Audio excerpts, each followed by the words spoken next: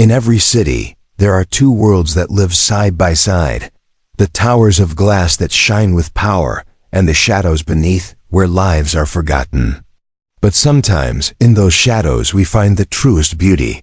A mother holding on to a faded photo, a boy clutching a book, a soldier who refuses to give up, and a dog whose loyalty is greater than fear. Tonight, we step into their story. A story of prejudice, survival, and the quiet fire of hope. If you believe that stories like these matter, make sure to subscribe, so you'll never miss the next one we bring to life. Dawn broke over the city with two very different breaths. In the east, glass towers stretched upward, catching the first light and throwing it back in shards of brilliance. Sunlight spilled across balconies trimmed with cedar planks, where people lifted porcelain cups of coffee and snapped photos of breakfast toast drizzled with honey, butter gleaming like gold dot in the west. Beneath the overpasses the morning smelled of mildew and trash, where figures curled in thin blankets tried to make themselves small enough to disappear. One city, two faces, one polished like a mirror, the other cracked, reflecting a truth nobody wanted to see. Marlene huddled on the library steps, her wiry hands clutching the handle of a rusted cart. Inside were plastic bags, a faded quilt, and a few yellowed newspapers she called her keepsakes. She was 50 but looked older, her face a map creased by years of cold nights and rain. Yet her eyes still carried a faint brightness, the kind you get from staring at the dark too long and refusing to let it win. A few feet away, 12-year-old Jaden shifted nervously at the library's self-checkout machine. He held a worn paperback about the solar system, its edges soft from countless other hands. His school ID, the plastic warped and peeling, wouldn't scan. The clerk at the desk, a woman in a starched white blouse, buttoned to the throat, frowned at him. "Are you sure this card is yours? Don't go borrowing someone else's." The words floated out like smoke, casual and cutting, all at once. Heat rose in Jaden's cheeks. He clutched the book tighter. In his eyes was the ache of being doubted, not for what he'd done, but for who he was, for skin too dark, for shoes scuffed at the heel, for a shirt that had lost its color long ago. Across the street, Leonard Ricks stood with a German shepherd. At his side, he wore a faded army jacket, his left leg replaced by a steel prosthetic that struck the pavement in a slow, uneven rhythm thunk, thunk, like a drum no one wanted to hear. A veteran who had once carried the weight of a rifle and the smell of gunpowder in his lungs, Leonard now survived on a thin government check in silence. Beside him, Rex, once celebrated as a K-9 hero for pulling a child out of danger, was written off as uncontrollable and cast aside. Together they moved like two shadows the city had forgotten. Morning traffic surged past them. Shiny sedans sprayed music and exhaust. Businessmen barked into phones. Women in heels clipped across crosswalks. And all of them avoided eye contact. With Marlene, veered around Leonard, let their gazes slide over Jaden as if he were invisible. Each glance wasn't a knife, not exactly, but enough of them stacked together became a slow bleed. Then came the barked order. A security guard in a stiff blue uniform stormed out of the library. His boots struck the concrete like gunfire. He jabbed a finger at Marlene. "Hey, move that junk wagon out of here.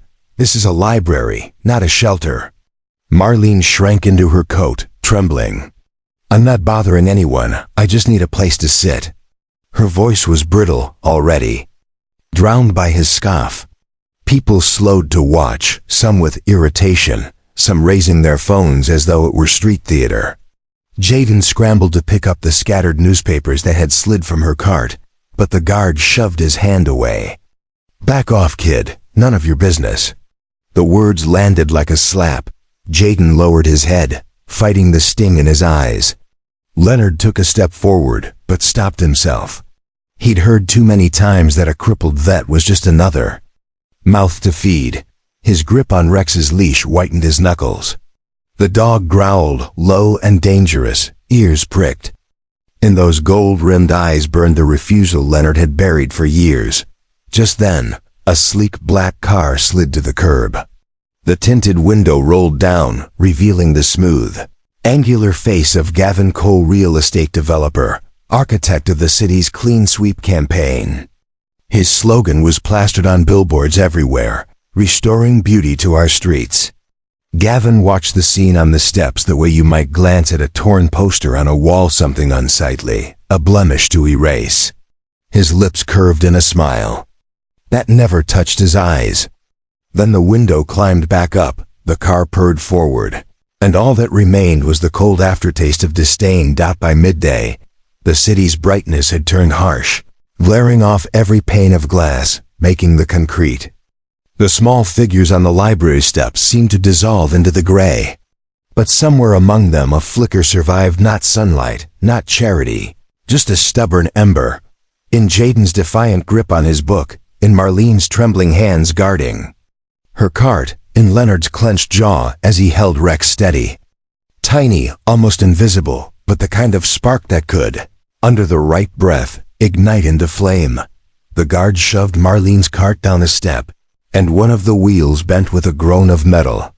The newspaper she called her treasures fanned.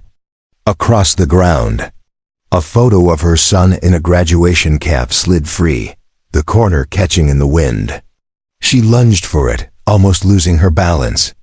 The guard didn't notice, or pretended not to. Jaden darted forward again, faster this time, scooping up the photograph. He pressed it into Marlene's hand before the guard could stop him. She clutched it to her chest as if it were still warm. From the boy's shoulders, Leonard's prosthetic leg ticked against the pavement as he crossed the street. Rex padded close at his side, muscles coiled tight. The security guard glanced up, his smirk shifting to a wary frown at the sight of the dog's bared teeth. "Relax," Leonard muttered. His voice was gravel, low and worn, but there was steel in it. He gave the leash a tug and Rex sat, quivering but obedient. Leonard faced the guard. "She's not hurting anyone. Leave her alone." The man snorted. "You another one of this city's lost causes? Go play soldier somewhere else." The word soldier snapped in the air like a whip.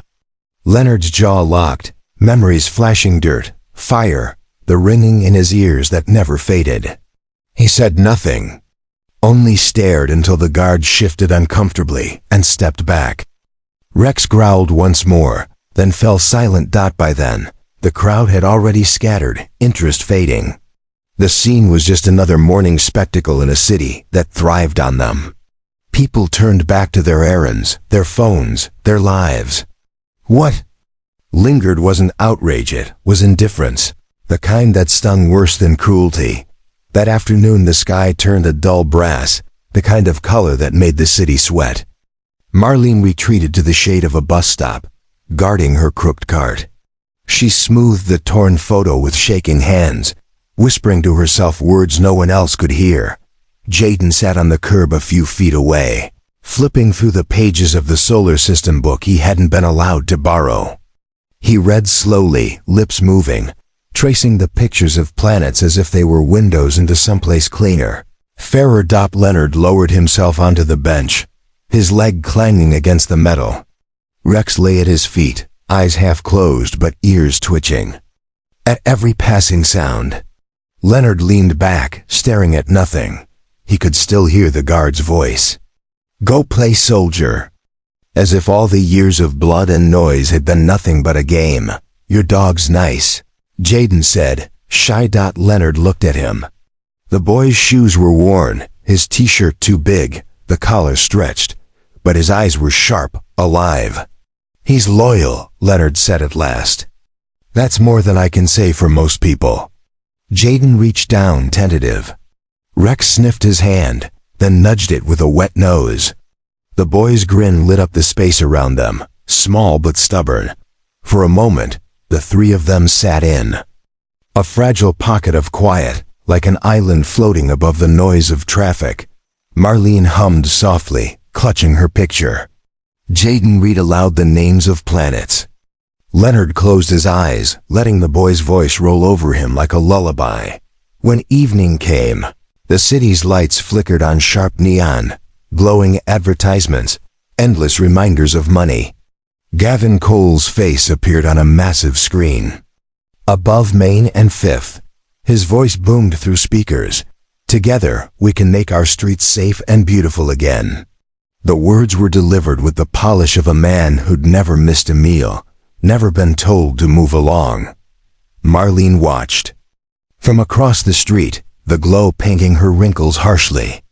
She pulled her cart closer, as if the campaign itself might snatch it away. Leonard stood in the shadow of a diner awning, Rex pressed against his leg.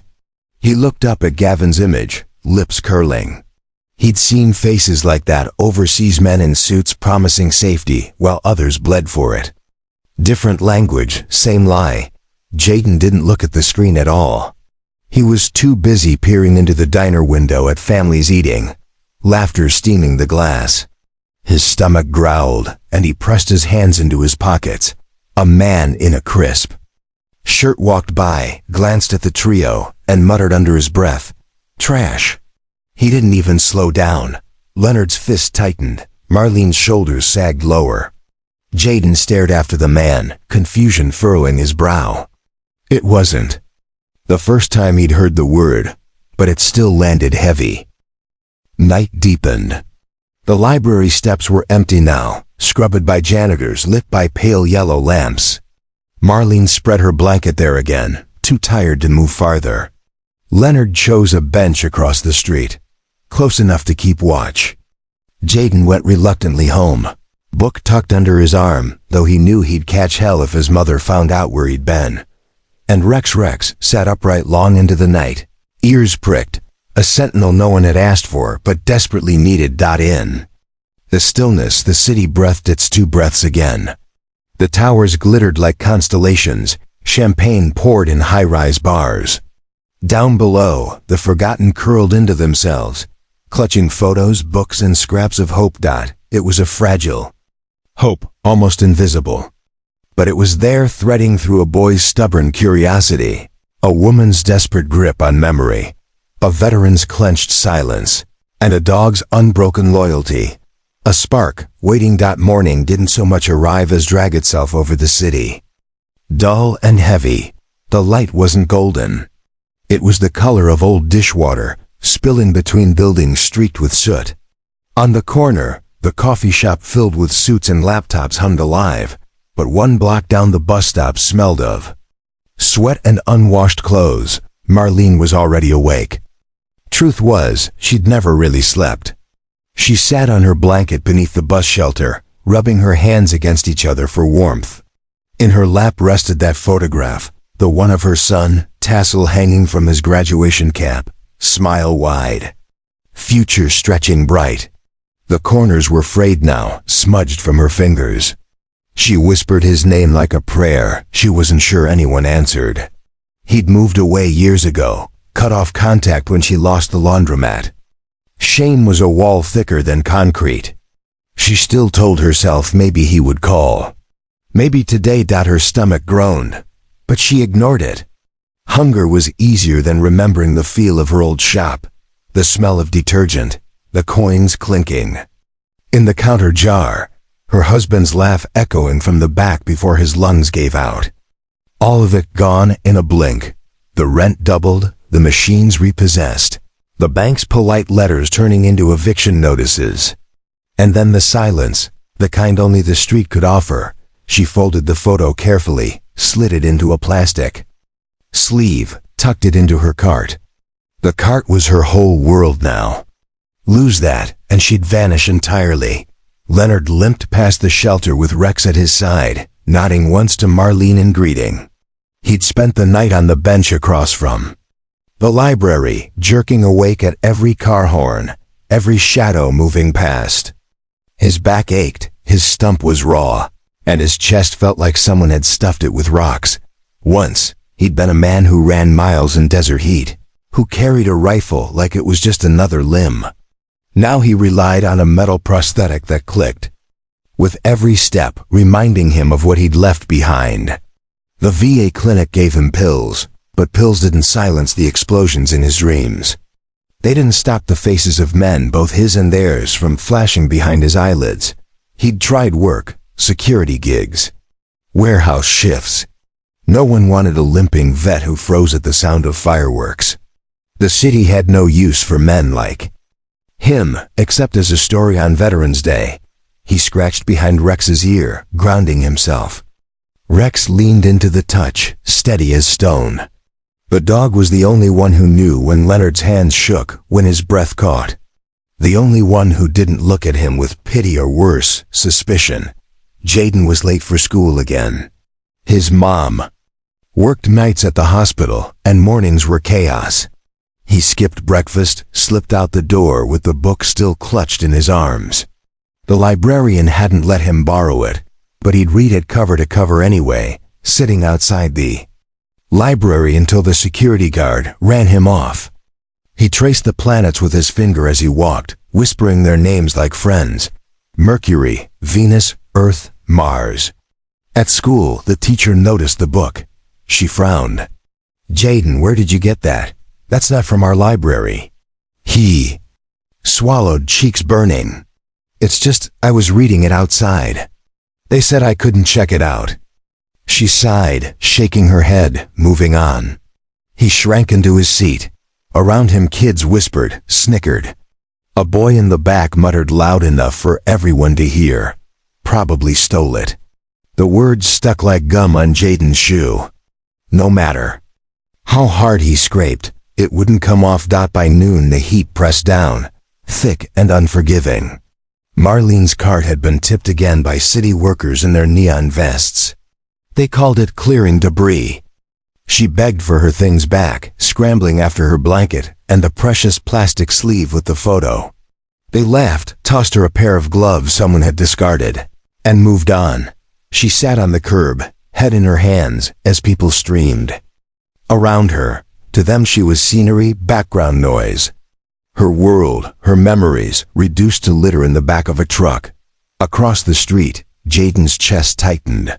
He coughed, wheezing, reaching for the inhaler in his pocket. It wasn't there. His breaths came ragged, panic flooding his small frame. He stumbled, eyes wide, and then Rex was moving. Nose down, ears alert, tail stiff. He darted ahead, tugging Leonard off balance. Leonard shouted, but the dog didn't stop.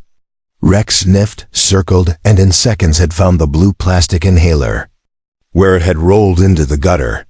He picked it up gently between his teeth, patted back, and pressed it into Jaden's trembling hand.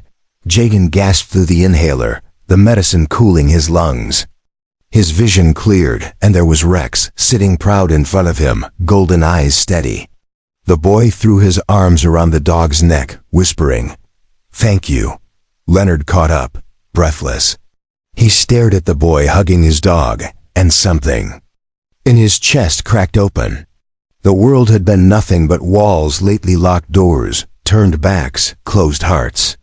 But here, in this small moment, there was connection. Marlene looked up from her curbside grief, watching the scene unfold. For the first time in months, she smiled. A real smile, thin but alive. The kind that said maybe not everything had been stripped away. The city kept moving, blind to what had happened on that corner. Cars roared, people scrolled on phones. Gavin Cole's billboards promised a better tomorrow. But in the shadows, among the forgotten, something had shifted. It wasn't revolution. Not yet, but it was enough to keep breathing.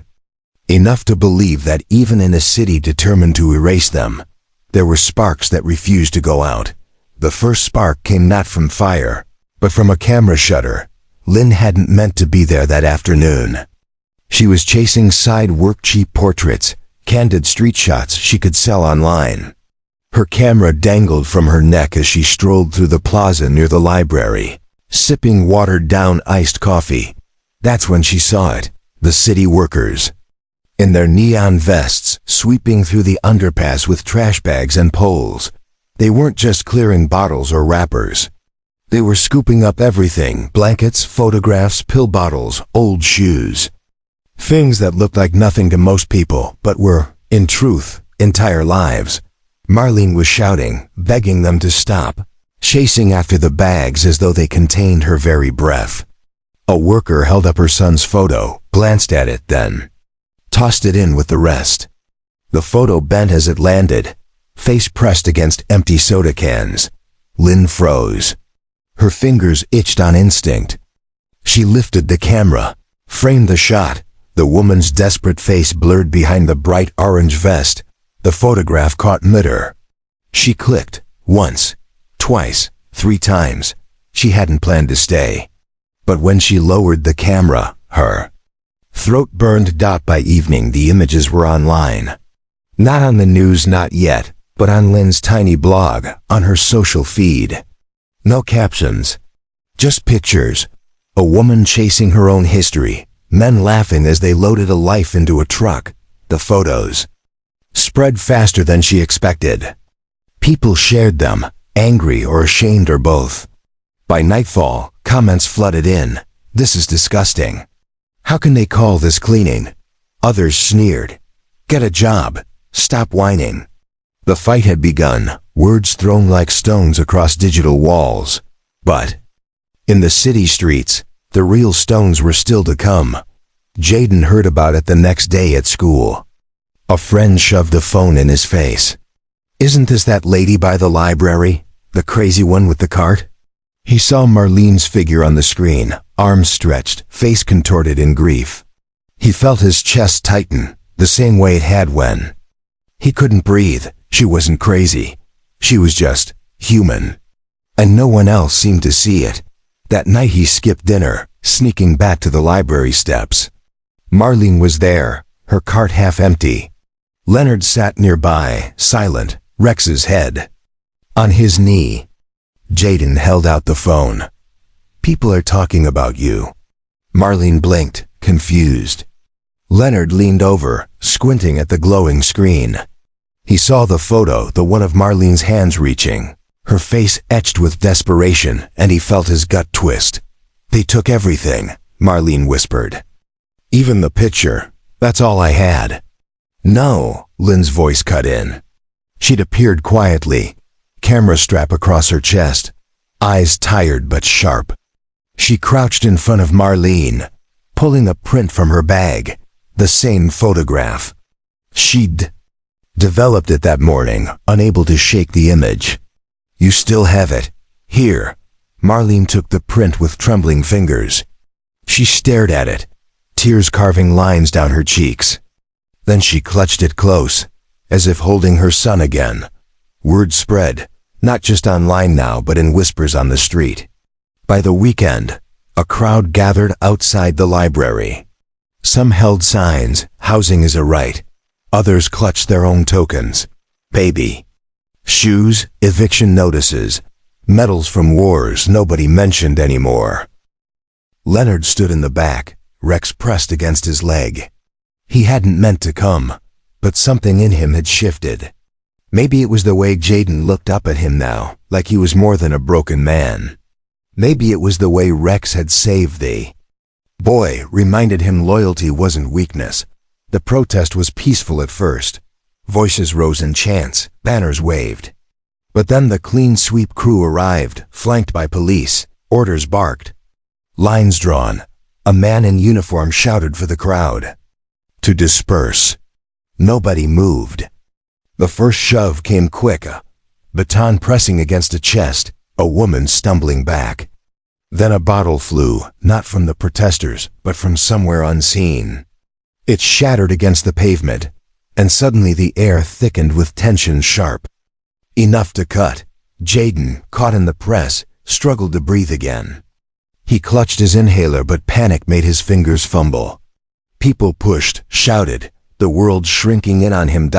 And then Rex was there. He shoved through legs, ears flat, eyes locked on Jaden. The boy collapsed against his fur, sobbing, drawing breath through the inhaler at last.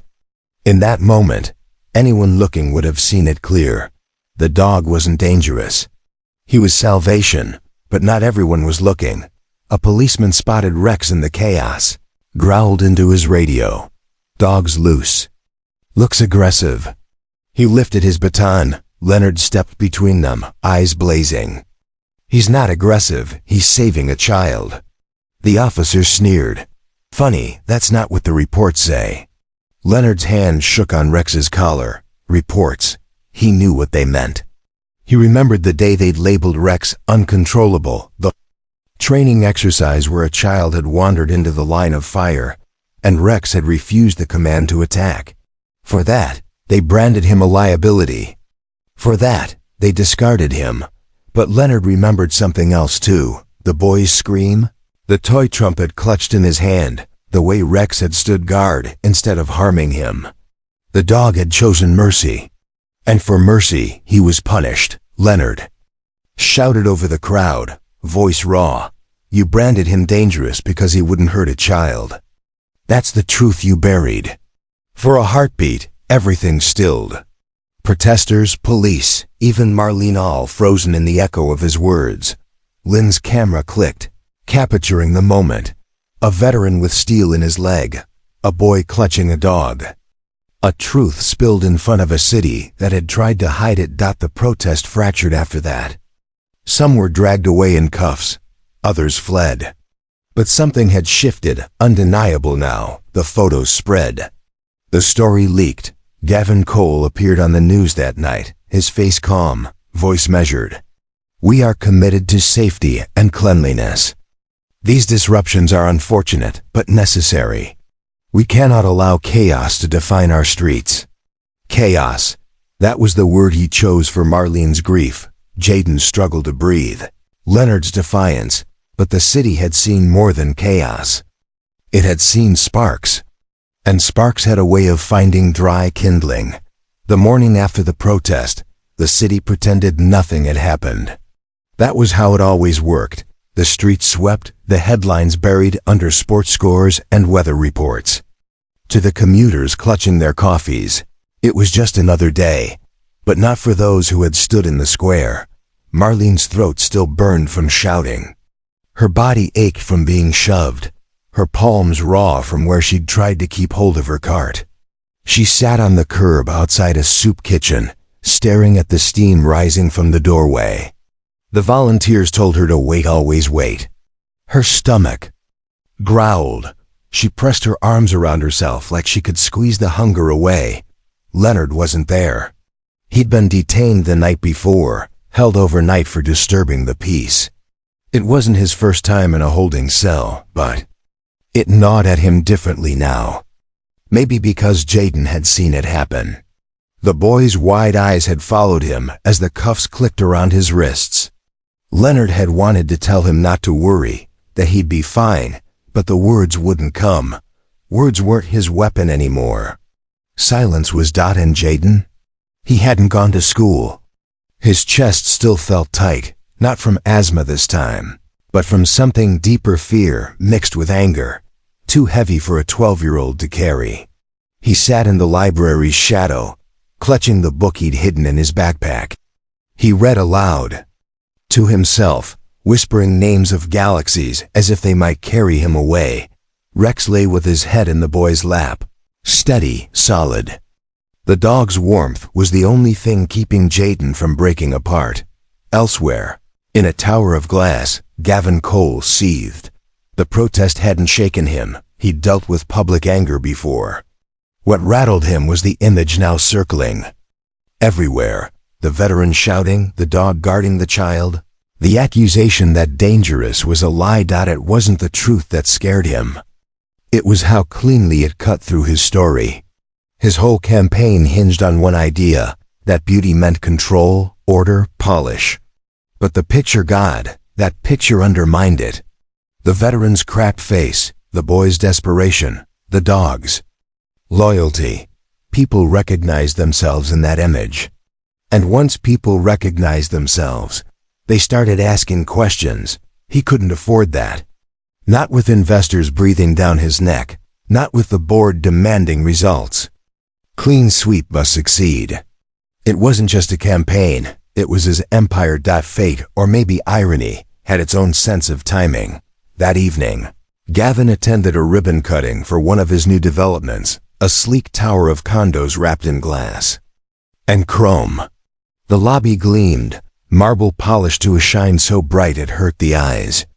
Cameras flashed as he posed with scissors, cutting the ribbon, smiling that smile he'd practiced in mirrors. And then the power flickered, once, twice. The lights went out. A murmur rippled through the crowd. Emergency lights sputtered on, casting everything in a red glow. Gavin cursed under his breath, pushing through the lobby toward the elevators. He needed to get to his office, his phone, anywhere but here. He stepped into the elevator with two others before the doors slid shut. A janitor, carrying supplies, and a thin woman clutching a battered shopping bag. He barely looked at her until the elevator jolted, shuddered, and stopped. The woman stumbled, catching herself on the rail. Gavin slammed the button panel. Nothing. The janitor muttered into his radio. Silence. The woman's face turned toward him. And Gavin froze. Marlene. The very woman from the photographs. The one whose grief had spilled across the internet. The one making his life hell. Now here she was, 3 feet away, trapped in a steel box. For a long moment no one spoke. The hum of emergency power was the only sound. Gavin cleared his throat. This'll be fixed soon. Just stay calm. Marlene's lips curved, but not in a smile. Easy for you to say. You'll walk out to your car. I'll walk out to nowhere. Her voice wasn't loud, but it carried weight. Gavin shifted uncomfortably, tugging at his cufflinks. He wanted to argue, to dismiss her words as bitterness. But the janitor was watching, eyes darting between them. Minutes stretched. The air grew hot, stale. Gavin loosened his tie. Marlene pulled something from her bag, a small pack of crackers, torn at the corner. She broke one in half, held it out. Blinked. What's this? Food. Her tone was flat. You'll need it if we're in here long.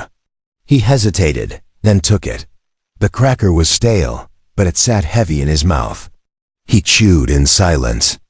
Marlene ate the other half, slow, savoring every crumb. Something cracked then, not the elevator, but the space between them. Gavin saw the lines on her face, not as wrinkles but as maps of time, of loss. She saw his polished suit, not as armor but as cloth draped over a man who looked suddenly very tired. When the doors finally slid open, Gavin stepped out first, back into the gleaming lobby. But before he left, Marlene pressed the last cracker into his hand. For later, she said simply. He didn't answer. He just pocketed it, the gesture burning hotter than any insult she could have thrown. That night, Leonard was released from custody, no charges filed, just paperwork and a warning. He walked out stiff, Rex leaping to greet him, tail wagging with relief. Outside, Lynn waited with her camera bag slung low. She'd posted the protest photos, but there was more video this time, of police shoving, of Rex shielding Jaden. It was already climbing in views. They're calling you a hero, she told Leonard. He laughed once, bitter. I'm no hero. She tilted her head. Maybe not to you.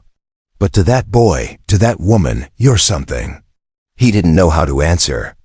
So he didn't, but he walked beside her anyway.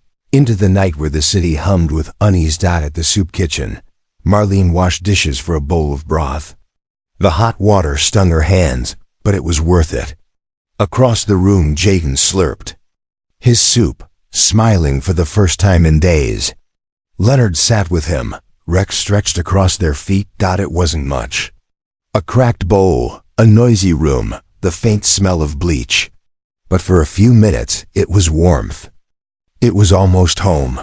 Meanwhile, Gavin sat alone in his penthouse, staring at the cracker in his hand.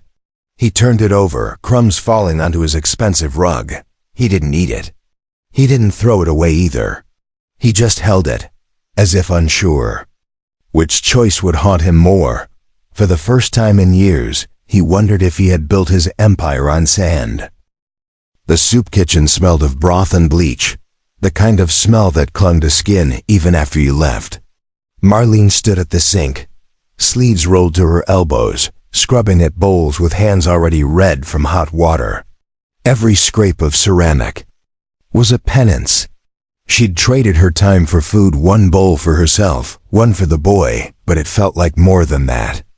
It felt like being useful again, like maybe her life wasn't just debris waiting for the next clean sweep. Jaden sat at a table nearby, slurping noodles, eyes wide with delight. It wasn't much salt-heavy broth, a few scraps of meat, but it was hot, it was his, and no one could take it away. Leonard sat across from him, eating slower, Rex stretched out at their feet. Every now and then, Jaden dropped a noodle, and the dog slurped it up without hesitation. The boy giggled. Leonard almost smiled, almost. Across the room, Lynn snapped a photo quietly, discreetly. She wasn't here for a story this time. She was here because she couldn't seem to stay away. These people, Marlene, Leonard, Jaden, even Rex, they had become her gravity. Later, outside in the cooling night, the four of them gathered on the library steps. The building loomed above them, columns lit in pale yellow, a temple of knowledge that had shut its doors to them. But the steps belonged to everyone. Jaden opened his book. He started to read aloud, halting at first, then stronger. His voice carried across the empty square. Mercury, Venus, Earth, Mars. The words echoed, planets spinning in the air. Marlene listened, eyes closed. She imagined herself traveling with him, riding the rings of Saturn, floating free of the city's weight. Leonard leaned back, letting the sound wash over him. For once, he didn't hear gunfire in the echoes, just a boy's stubborn voice. Refusing to be silent, Rex rested his chin on Jaden's knee, content. His ears twitched with every syllable, as though he too understood. In the days that followed, small kindnesses began to weave threads between them. Marlene shared what she knew: how to stretch a packet of rice into 3 meals, how to keep socks dry in the rain. Leonard fixed the wobbling wheel on her cart, tightening it with a piece of scrap metal he scavenged. Lynn brought them prints of her photos, not for the internet, but for them. She placed one in Marlene's hands, a shot of her smiling faintly at Jaden, something she hadn't realized she'd done. Jaden, in turn, offered them his curiosity. He asked Leonard about the medals hidden in his jacket pocket, asked Marlene what her laundromat had been like, asked Lynn why she carried her camera everywhere. Each question was a seed, each answer a root. Even Gavin, though he didn't know it yet, was being pulled into this web. The cracker Marlene had given him sat in his desk drawer, untouched but undeniable. Every time he opened the drawer, it stared back at him, a reminder that even in an elevator's suffocating dark, she had offered him something when he had offered her nothing. One evening, a storm rolled in, sheets of rain hammering the city, lightning cutting the sky into jagged pieces. The library steps turned slick, water pooling in the cracks. Jaden shivered under his thin hoodie, teeth chattering. Marlene pulled her blanket around him, ignoring her own shivers. Leonard hesitated, then shrugged off his jacket, the army one he'd carried for years, and draped it over her shoulders. She looked at him, startled. "You'll freeze," she said. "I've been colder," he replied simply. Rex shook himself dry, then pressed against them, warm for a shield. They sat huddled together, 3 humans and a dog, as the storm raged. It wasn't glamorous, it wasn't salvation, but it was survival shared. And in that moment, it was enough. The next morning the storm had passed, leaving the city washed raw, streets shining under new sunlight. Something in their little circle felt changed. Stronger. Jaden tugged on Leonard's sleeve. "Can we read again tonight?" Leonard nodded. "Yeah, we can read." Marlene smiled, weary but genuine. Lynn lifted her camera, capturing the scene. Not for clicks this time, but because she wanted proof that beauty existed outside marble lobbies and glass towers. And Rex stood tall, ears sharp, eyes scanning. Not just a dog anymore, a bridge. A living reminder that loyalty, compassion, and refusal to harm were not weaknesses. They were strength. Even Gavin felt the shift. though he wouldn't admit it. At a board meeting, numbers and charts filled the screen, investors droning about profits. But his mind kept wandering back. To the elevator, to the cracker, to the boy's voice he'd heard faintly from the square. Mercury, Venus, Earth, Mars. He told himself it meant nothing, that he was above it. But when the meeting ended, he found his hand drifting to the drawer again, fingers brushing the stale cracker like a relic. And for the first time, he wondered if beauty wasn't Polish. At all. Maybe it was survival. Maybe it was sharing a coat in the rain. The leak began with a whisper. Lynn had been sorting through the folders on her laptop, looking for a wedding photo edit overdue by 2 weeks when the email appeared. No subject line, no signature. Just an attachment in a single sentence typed in plain black font. If you want to know what clean sweep really is, read this. She almost deleted it. Anonymous emails usually meant scams or spam. But curiosity, or maybe dread, made her click. The file opened to a scanned document stamped with the city's seal, and then another. And another. Her breath caught. The documents weren't about beautification or public safety. They were contracts, agreements, investment plans. Clean sweep wasn't about clearing trash. It was about clearing people. Entire blocks marked red, redevelopment zones slated for demolition. Not just tents under bridges, but low rent. Apartments, community centers, even the public library itself. And buried deeper, in cold bureaucratic language, one line made Lynn's stomach flip. All assets removed to facilitate development of family entertainment complex. Projected annual profit margin, 12.7%. The library wasn't being preserved. It was being gutted, replaced by a shopping mall with an arcade and ticketed educational experiences.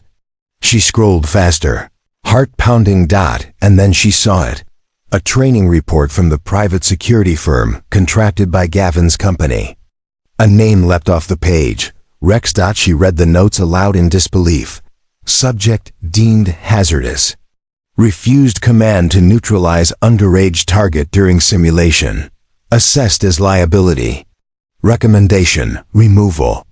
Her hands shook so badly she almost dropped the laptop. Rex had been branded dangerous not because he failed, but because he refused to harm a child. And for that, they had condemned him. Lynn didn't sleep that night. She printed copies, slid them into envelopes, stashed one under her mattress, another in her camera bag. She knew what happened to people who exposed truths like this. She wasn't naive. But she also knew she couldn't look away anymore. By morning, the city buzzed. The files were online. Screens lit up with Gavin's carefully concealed plan. The library's demolition, the eviction of hundreds, the profit margins gleaming in black ink. Comment sections exploded. Protesters marched again, this time not just the homeless or the poor, but students, families, even teachers who realized their community spaces were on the chopping block. The story of Rex spread with it. Lynn's photos of the protest dog, shielding a child, veteran shouting truth now paired with the leaked report. Headlines screamed. Loyalty called dangerous. The city couldn't unsee it. On the steps of the library, the crowd swelled. Marlene clutched her photo like a flag, shouting louder than she thought she could. Jaden stood beside Leonard, inhaler in his pocket, book in his hand. He raised it high, a symbol of what they were about to lose. Rex barked once, sharp, like a rallying cry. Police lined the square again, visors down. But the crowd was different this time. Bigger, louder, harder to dismiss. Leonard pushed forward, voice hoarse but strong. You want to build your mall? You'll have to tear this library down over our bodies. The words rippled, caught, repeated by others until the chant rose like thunder. In his office tower, Gavin watched the chaos unfold on television screens. His jaw clenched. Investors were calling nonstop, demanding explanations. His PR team flooded his inbox with drafts of statements. He couldn't focus on any of it. His eyes kept drifting to the drawer where the cracker still lay, stale but whole. He thought of the elevator, the way Marlene had offered him half without hesitation. He thought of the boy's voice reading planets into the night. He thought of the dog refusing to obey, choosing mercy over violence. And for the first time in his career, he didn't know what story to tell. That evening, the protests spilled into the streets. Traffic froze, horns blaring. Lynn climbed onto a bench, holding her camera high like a torch. She shouted to the crowd, "Look around you. These are not criminals. These are families. These are veterans. These are children." Marlene raised her photo. Jaden lifted his book. Leonard stood tall despite the weight in his leg. Rex barked again, deep and steady. For a moment, the city felt like it belonged to them. And then, the first canister flew. Tear gas burst, smoke curling into throats and eyes. The crowd screamed, scattered. Jaden choked, clutching at his chest. Marlene pulled him close, shielding him. Leonard swung his arm up to protect Lynn, coughing, eyes streaming. Rex howled, pawing at the air, trying to guide them to safety. The square dissolved into chaos. But amid it, the truth had already been unleashed. The files were out. The story was alive. And no amount of smoke could smother it now. The night was thick with smoke. Tear gas clung to the alleys, acrid and sharp, stinging the back of every throat. Sirens wailed like wounded animals, echoing off glass towers. The protest had splintered, people scattering into side streets. But the city could not return to silence. Not anymore. Marlene crouched behind an overturned trash bin, one arm wrapped tight around Jaden's shoulders. His chest heaved, breath wheezing even through the inhaler. She whispered his name over and over, as if repetition itself could steady him. Her other hand clutched the photo of her son against her chest. She'd almost dropped it in the chaos, and the thought of losing it again nearly split her in two.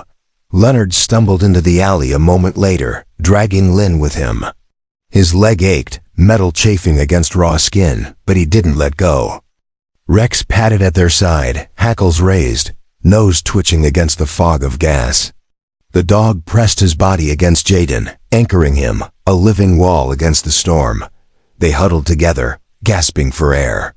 Above the noise, they could still hear the chants from the square, broken but not gone. Housing is a right. This library is ours. The words rose and fell, defiant even in retreat.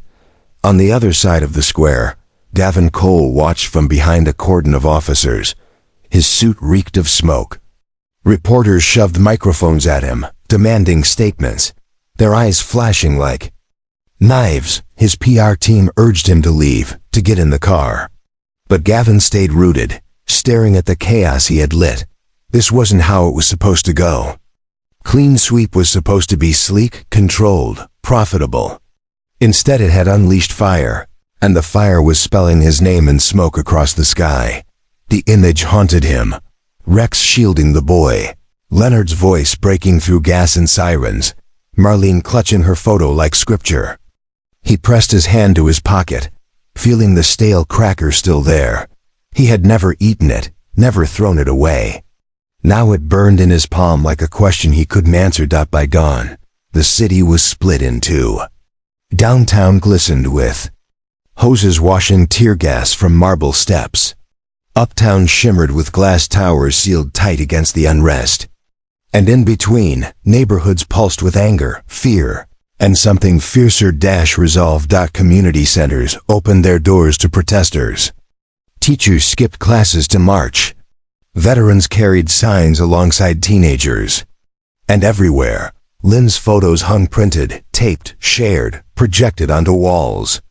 Images of Rex guarding Jaden, of Marlene weeping over her cart, of Leonard shouting truth with steel in his leg. The city could not unsee them. That afternoon, the mayor called a public forum, desperate to calm the storm. Cameras lined the hall. Police lined the walls. Citizens packed every seat, spilling into aisles. Marlene was there, sitting in the front row, photo of her son folded in her lap, Jaden perched beside her, clutching his book. Leonard stood at the aisle, Rex at his heel, posture rigid but unyielding. Lynn hovered with her camera, heart pounding, ready to capture what came, and Gavin sat on the stage. His jaw was tight, his hands folded, but his eyes darted to the crowd. He had faced investors, politicians, tycoons.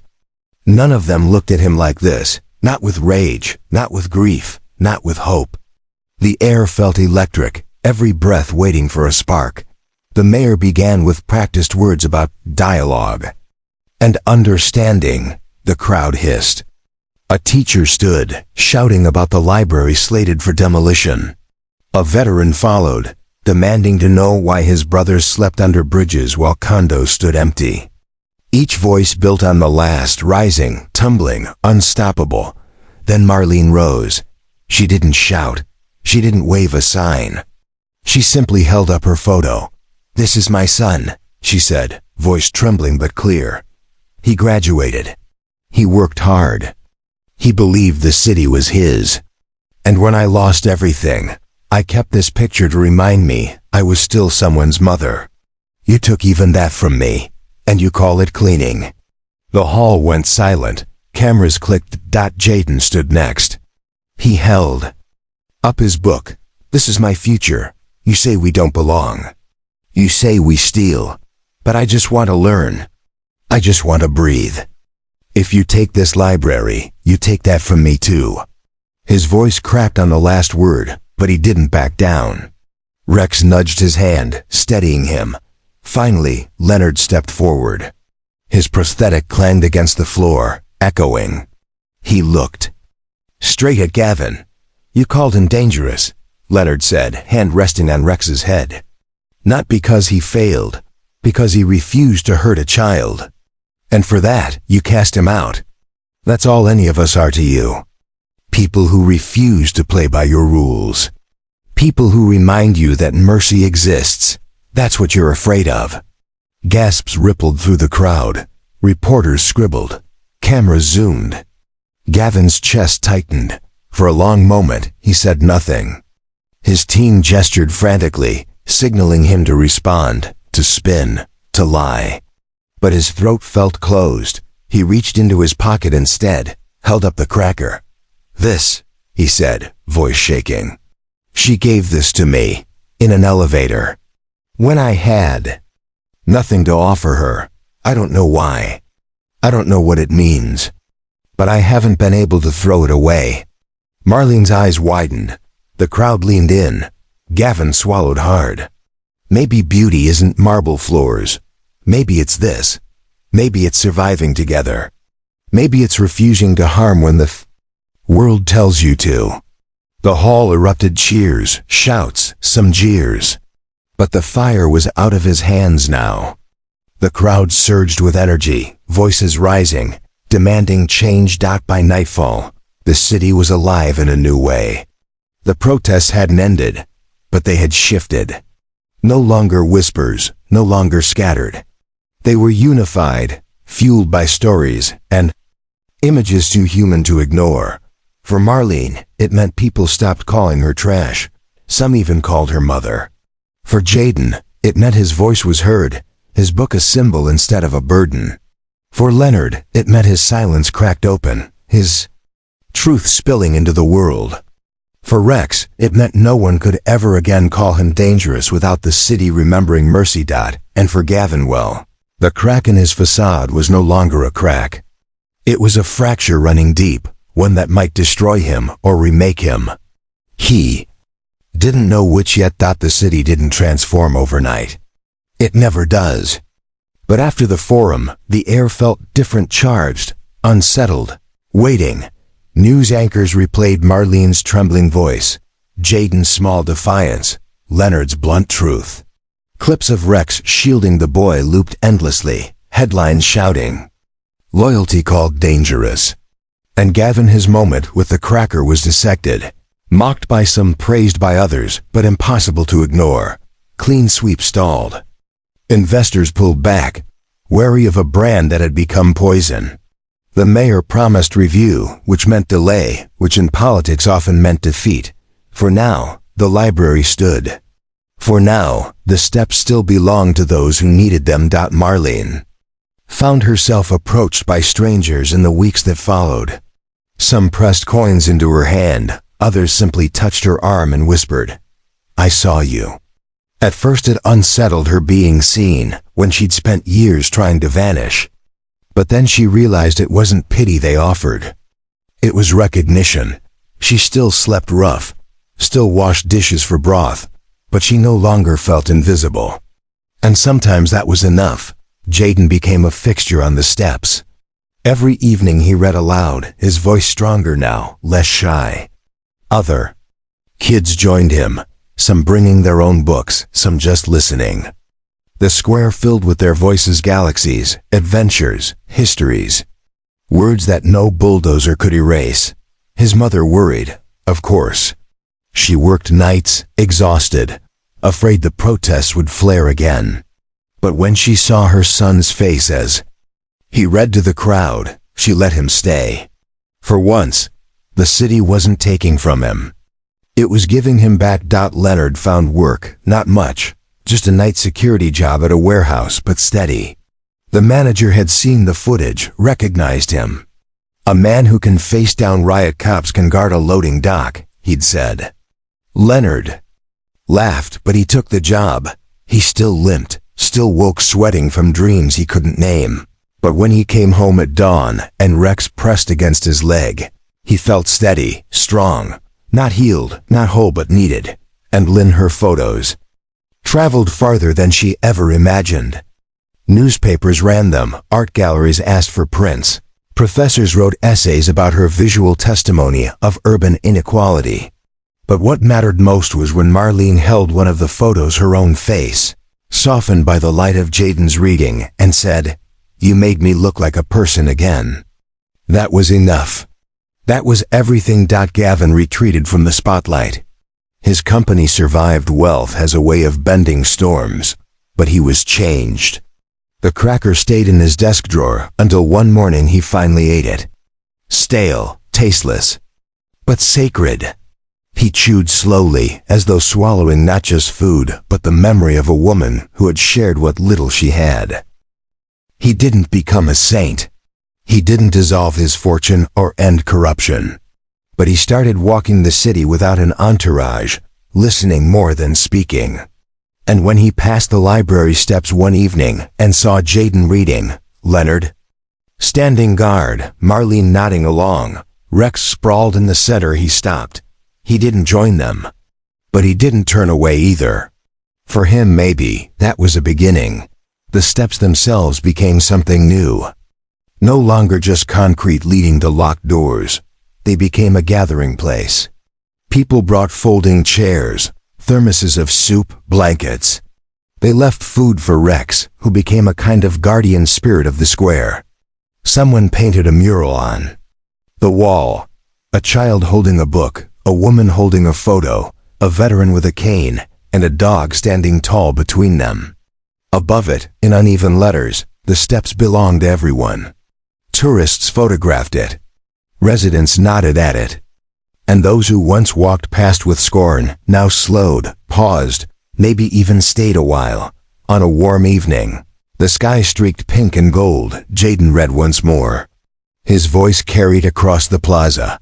And beyond the galaxies, there are worlds we cannot yet see. Children leaned forward, adults closed their eyes, even strangers stopped to listen. Marlene hummed softly. Leonard sat with Rex's head on his knee. Lynn raised her camera but didn't click. Some moments weren't meant to be captured. Some were meant to be lived.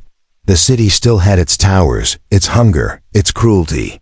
But in this corner, on these steps, it also had something else. A fragile, stubborn kind of beauty, the kind born not from marble and glass, but from people who refused to disappear. And that beauty, once seen, could never again be called trash. The city did not change in one night. But because of them, it could never go back to what it was. A photograph, a book, a soldier's voice, a dog's refusal to harm, Together they became proof that beauty is not what we build, but how we refuse to let each other be erased. And so, the steps of a library became more than stone. They became a promise that no one is trash, no one is invisible, and no one is alone. If this story touched you, subscribe and stay with us, because together we can keep these voices alive.